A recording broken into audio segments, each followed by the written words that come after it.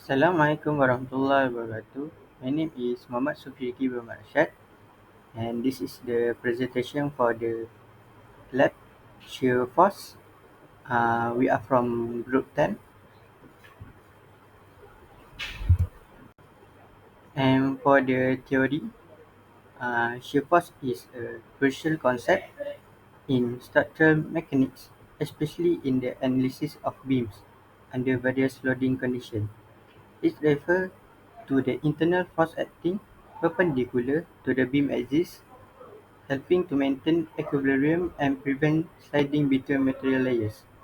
The distribution of shear force depends on loading types such as point loads, distribution load, or varying load sense, the support condition of the beam.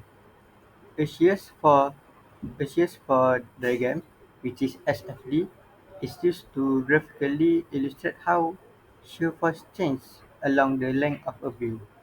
Shear force typically remains constant between concrete loads and shift abruptly at point loads, while distributed load cause gradual variation.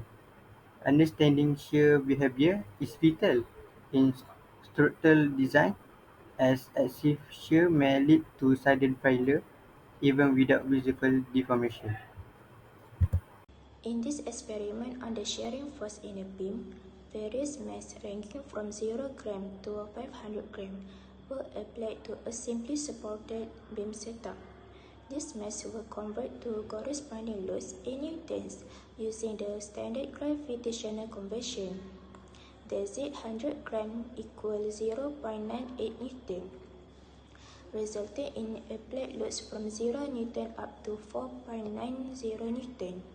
As the applied load increased, the experimental shear force values record also increased. For instance, when a 100-gram mass, the Z0.98 Newton was applied, the shear force measured was approximately 0.6 Newton. Similarly, at 500 gram, the Z4.90 Newton, the measured shear force reached 1.3 Newton. These results demonstrate a clear relationship between the magnitude of the applied load and the corresponding shear force developed in the beam. Overall, the experiment showed consistent trends with theoretical expectations, where shear force and support reactions varied in response to both the magnitude and position of applied loads. Small differences between theoretical and experimental values were observed, likely due to measured inaccuracies, friction, or slight deformation of the beam material. The results show that both the experimental and theoretical shear forces increase as the applied load increases. This indicates a direct relationship between load and shear force. While the theoretical shear force increases linearly with load, the experimental values show slight inconsistencies. It most likely due to experimental error or friction. In general, the experimental values are slightly lower than the theoretical ones. Despite this difference, the overall trend supports the theoretical prediction, confirming that shear force increases proportionally with applied load. This table compares experimental and theoretical shear force values under various loading conditions. As the applied load increases, both values show a consistent upward trend. For example, theoretical shear force rises from 1.89 Newton to 4.25 Newton, while experimental value go from negative 1.1 Newton to 1 Newton. Although the experimental results are generally lower, likely due to friction, measurement errors, or assumptions in the theoretical model, the overall trend is consistent. This confirms the linear relationship between load and shear force and supports the accuracy of the theoretical prediction.